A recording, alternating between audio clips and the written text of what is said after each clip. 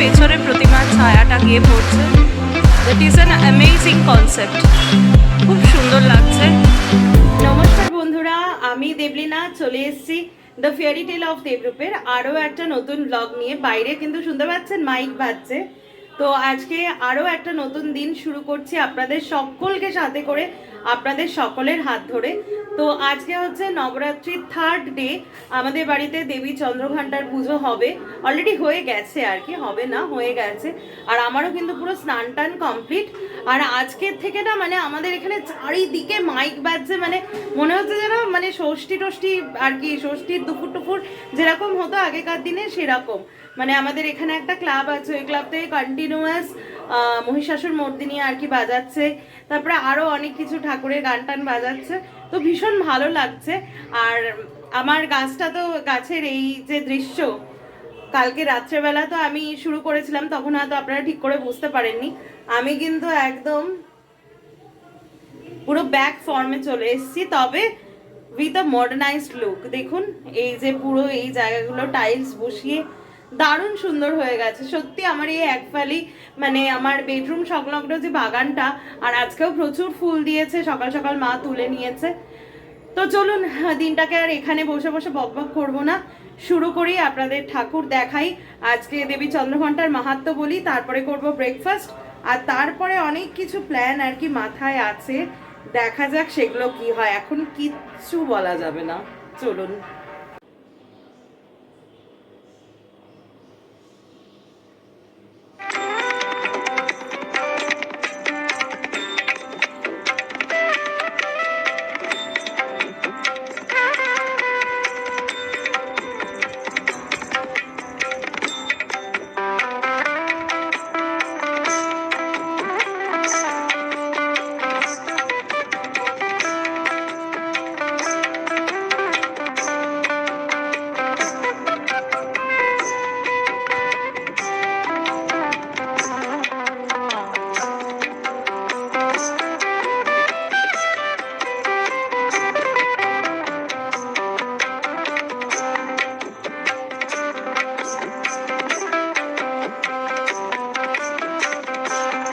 তো আজকে নিশ্চয়ই আপনারা স্লো মধ্যে বুঝতে পারলেন, আর আমি স্টার্টিংয়ে বলেও দিয়েছি যে আজকে দেবী চন্দ্রঘণ্টার পুজো।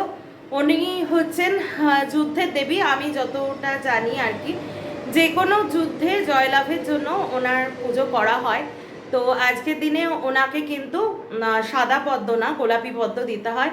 তার সাথে 21টা বা 64টা বা 28টা বা 108টা হলে তো আরও ভালো হয় জবার মালা, সেই সংখ্যক অপরাজিতার মালা আর কি দিতে হয়। আর আজকে আপনারা ওনার ভোগ দেখলেন, ওনাকে কিন্তু সম্পূর্ণটাই দুধের উপরে আর কি ভোগ দিতে হয়। মানে দুধের তৈরি ডাইরেক্ট, যেমন আমি রসগোল্লা দিয়েছি, ছানা বা পনির, দুধের ক্ষীর, যেটা আমি মাকে বলেছি একবারে পায়েস করতে, কারণ মানুষ কোনো শুভ কাজে যখন যায়, হ্যাঁ বলতেই পারেন যুদ্ধ, এবার যুদ্ধে জয়লাভ তো একটা শুভ উদ্দেশ্য থাকে, তো পায়েসের মতো পূর্ণ জিনিস আর হয় না। তাই মাকে বললাম তুমি চালের পায়েসই করে দাও, ক্ষীর বানাতে হবে না।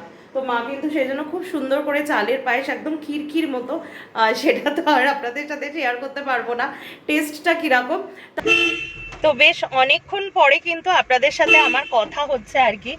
এই মাঝখানের সময়টা আমি পুরোপুরি মানে প্ল্যানিং করলাম, তারপরে একটু সাজুগুজু করলাম, করে বেরোচ্ছি। এবার কোথায় যাচ্ছি, তৃতীয়া রাত্রে কোথায় যাচ্ছি সেটা আমার সাজগোজ থেকে বুঝতেই পারছেন। তবে হ্যাঁ, নতুন জামা পরিনি, কারণ এবছর একটু লাগাম দিয়েছি, নতুন জামা পরিনি, পুরোনো জামা পরে সেজে গুজে বেরিয়েছি। চলুন, অনেক কিছু প্ল্যানে আছে, মাথার মধ্যে অনেক কিছু করেছি। আজকে সারাটা দুপুর ধরে আমি ওয়ান কাইন্ড অফ হোমওয়ার্ক করেছি আর কি। কেউ কিছু বলছো? না, সারাটা দুপুর ধরে আমি ওয়ান কাইন্ড অফ হোমওয়ার্ক করেছি, তো দেখি তার এক্সিকিউশনটা কিরকম হয়। আগে থেকে কিচ্ছু বলবো না, কারণ আপনাদেরও প্রত্যাশা বাড়িয়ে লাভ নেই আর আমারও প্রত্যাশা বাড়িয়ে লাভ নেই। তো চলুন কোথায় নিয়ে যাই, একটু সাসপেন্সে থাকুন, দেখতে থাকুন।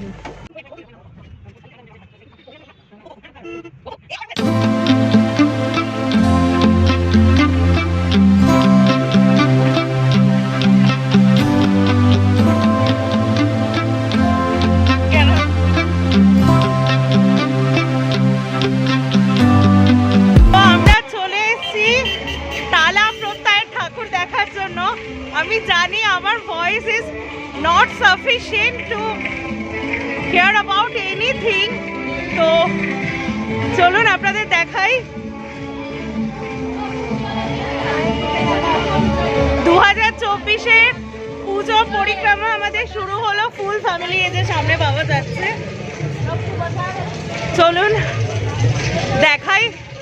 তালা প্রত্যয় দিয়ে শুরু হচ্ছে, চলুন।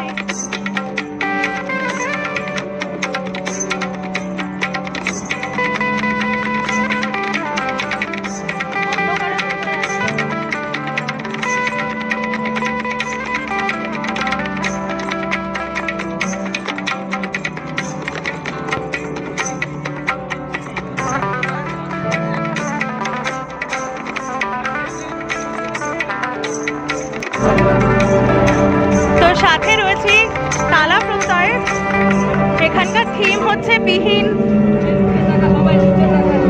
আমি জানি এই মুহূর্তে আমাকে দেখা যাচ্ছে না স্ক্রিনে, বাট মা নিচু আছে, বাট আমার কথা নিশ্চয়ই আপনারা শুনতে পারছেন। এই যে দেখুন,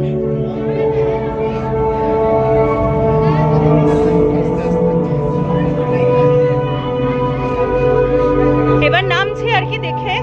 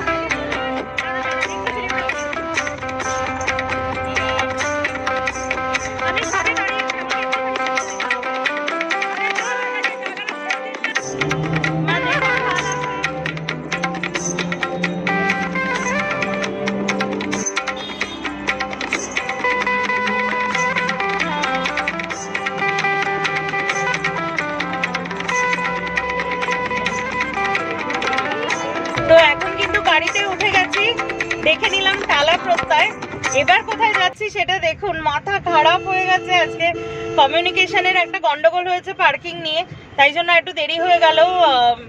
এবার যেখানে নেক্সট ডেস্টিনেশন সেটাও তো মনে তো হচ্ছে প্রচণ্ড ভিড় হবে। তো আজকে মোটামুটি 3টে টার্গেট নিয়ে এসছি, দেখা যাক কত দূর কী হয়। তো আমরা ক্রস করলাম আজকে, মানে এই বিষয়টা নিয়ে বলছি না, এখন বহুল চর্চিত যে বিষয়টা আর কি, সেই আরজি করের সামনে দিয়ে ক্রস করলাম। এবার যাচ্ছি সেই বিখ্যাত পুজোটা দেখতে আর কি, যে পুজোটা একটু গেস করুন তো আপনারা, যেটা আমেরিকার কোনো একটা থিমকে বেস করে হয়েছে। বুঝতে পারছেন কি? চলুন একদম সচক্ষে দেখাবো। আরও একটা জিনিস বলার, এই ভিড়ের মধ্যে যে কষ্ট করে ব্লগ করছি তার সাক্ষী তো ওরা আছে।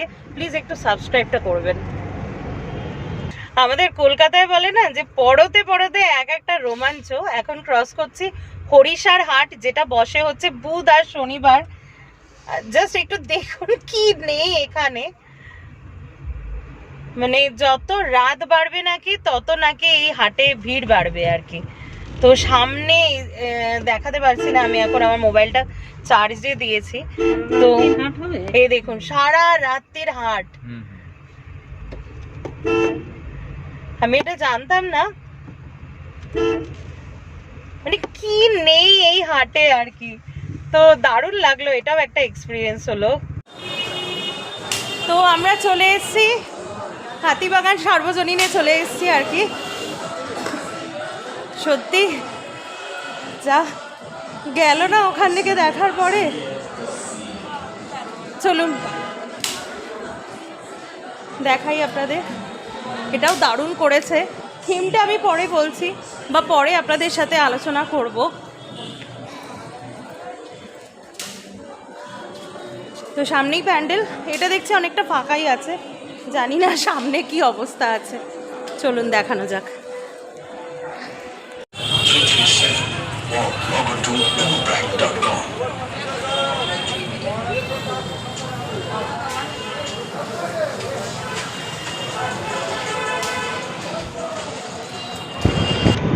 তো চলে এসেছি, আপনাদেরকে যেরকমটা বললাম হাতিবাগান সার্বজনীনে চলে এসেছি। এই পুজোটা কিন্তু খুব ভালো হয়েছে।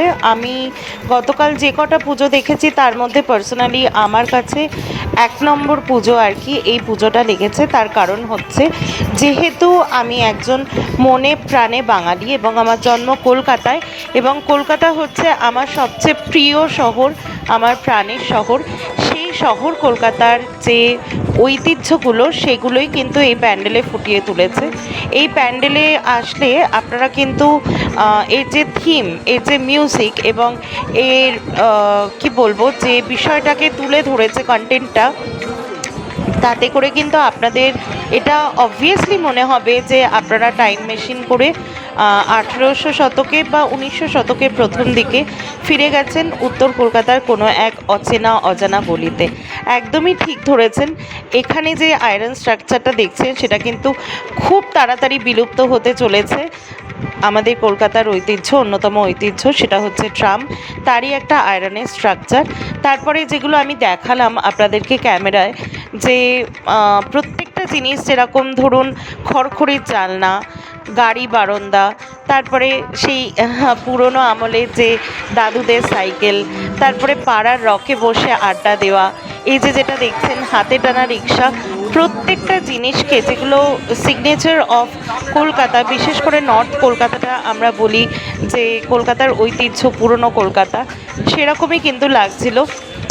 আর সবথেকে যেটা আমার মন কেড়েছে সেটা হচ্ছে এই যে আজকে হ্যালোজেনের আলোতে অলিগলিগুলো যেন রাত্রেবেলাও সকালের মতো উজ্জ্বল হয়ে থাকে, কিন্তু সেই সময় তো সেটা ছিল না। ফলে এই যে আলো আঁধারি ব্যাপারটা, কনসেপ্টটা, মানে সন্ধ্যার কলকাতা বা রাতের কলকাতার যে আলো আঁধারি খেলা, অনেক চোরা গলি, বিপ্লবীদের যাতায়াত, এই জিনিসগুলো না আমার কাছে ভীষণ একটা, যেগুলো বইয়ের পাতায় পড়েছি পুরনো কলকাতার বিভিন্ন লেখকদের থেকে, বিভিন্ন গদ্য বা উপন্যাসে পড়েছি, সেই জিনিসগুলো খুব নিখুঁতভাবে ওনারা ফুটিয়ে তুলেছেন। আর মিউজিকটা কিন্তু এখানে একটা অন্যতম ভূমিকা নিয়েছে, যদিও আমি কপিরাইট ক্লেম খেয়ে যাব বলে মিউজিকটা এখানে তুলে ধরিনি, তবুও। আর তারপরে আসছি প্রতিমার মধ্যেও একটা অন্যরকম সাবেকি একটা খুব সুন্দর একটা স্নিগ্ধতা, যেটা আমার খুবই ভালো লেগেছে। আর এই যে এক্সিট ওয়েটা সেটাও কিন্তু খুব সুন্দর, যেটা বললাম উত্তর কলকাতার গলি।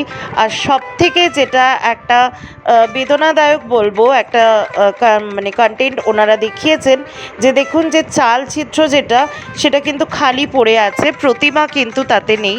আপনারা বুঝতেই পারছেন যে আমি কোন ঘটনার বর্তমানে খুব একটা রিলেটেবল ঘটনার সেটা ইঙ্গিত দিচ্ছি, যে প্রতিমার বিসর্জন হয়ে গেছে অথচ তার চালচিত্র পড়ে রয়েছে। এর থেকে আপনারা নিশ্চয়ই রিলেট করতে পারবেন যে বর্তমানে কোন চর্চিত বিষয়ের কথা আমি বলছি। আমার অন্তত পার্সোনালি মনে হয়েছে যে ওনারা এই মেসেজটাই দিতে চেয়েছেন। তো যাই হোক, হাতিবাগান সার্বজনীন আমার খুবই ভালো লেগেছে। ওখান থেকে বেরিয়ে আমরা নামিনি, কিন্তু চালতাবাগানের এই পুজোটা কিন্তু গাড়ির থেকে একদম ওপেন পুজো হয়, খুব সুন্দর দেখা যাচ্ছিল। আর আমার যে ভাই আর কি ড্রাইভ করছিল সমীর, ওই এটা অ্যাডভাইস করলো। এই পুজোটাও আমার দেখতে খুবই ভালো লেগেছে, একদম ওপেন পুজো। প্যান্ডেলগুলো যদি একটু ওপেন হয় না, দেখতে কিন্তু আরও ভালো লাগে। তো চলুন এবার রওনা দিচ্ছি, ঠিক কোন জায়গায় সেটা আপনাদের কাছে একটু পরেই তুলে ধরছি। চলুন দেখাই। তো হাতিবাগান থেকে বেরিয়ে গেছি অনেকক্ষণ, রাস্তা একটু ট্রাফিক তো থাকবে, বুঝতেই পারছেন। আমি বারবার রাস্তাটা দেখাচ্ছি, মানে তৃতীয়াতেই কলকাতায়, ঠিক আছে তোমার দোষ না, তৃতীয়াতেই কলকাতায় একদম পুরো সপ্তমী ষষ্ঠীর ভাইবস পুরো। তো এবার যেখানে যাচ্ছি সেখানটা আপনারা আগে কেন বলুন তো বলছি না, আর কিছু সাসপেন্স কিছু না, কতটা দেখে বা আপনাদেরকে দেখিয়ে তুলতে পারবো তার উপরেই ডিপেন্ড করছে। সেই জন্য আপনারা আশাহত হবেন তাই বলছি না, তবে একটা তো গেস করতেই পাচ্ছেন। তো গাড়ি ছুটছে, 11টা বাজে, লিটারেলি বলছি সেই দুপুরবেলা খেয়েছি, তারপরে আর সন্ধ্যের থেকে ইভিনিং স্ন্যাক্সও হয়নি, ডিনারও হয়নি। আর ওরও তাই, ও তো আরও আগে খেয়েছে 1টার সময়।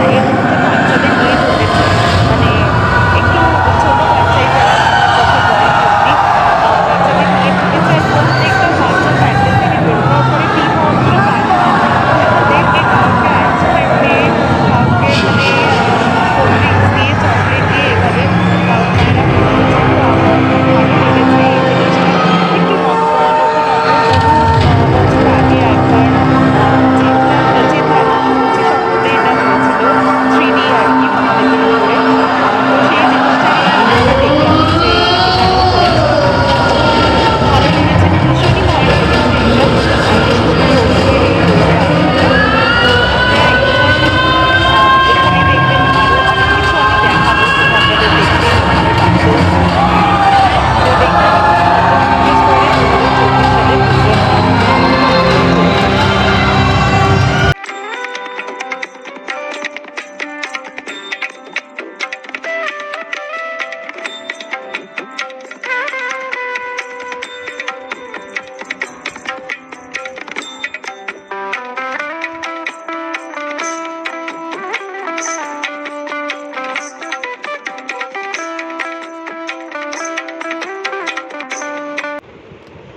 তো সন্তোষ মিত্র স্কোয়ার থেকে বেরোতেই কিন্তু সজলদার সাথে দেখা হয়ে গেল, আর আমি চটপট সজলদার সাথে দুটো সেলফি তুলে নিলাম।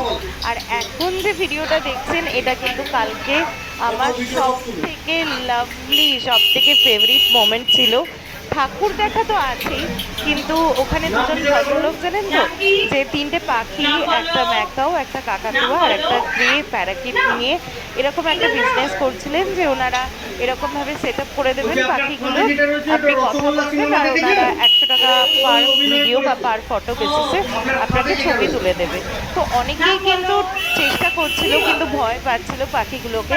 কিন্তু আপনারা তো জানেনই আমি জীবজন্তু খুব ভালোবাসি, আমার নিজের এত বদ্রি পাখি আছে, আমি কিন্তু ওদের সাথে পুরো আড্ডা জমিয়ে ফেলেছিলাম। আর দেখুন কাকাতুয়াটা কিন্তু আমাকে খুব ভালোবেসে ফেলেছিল।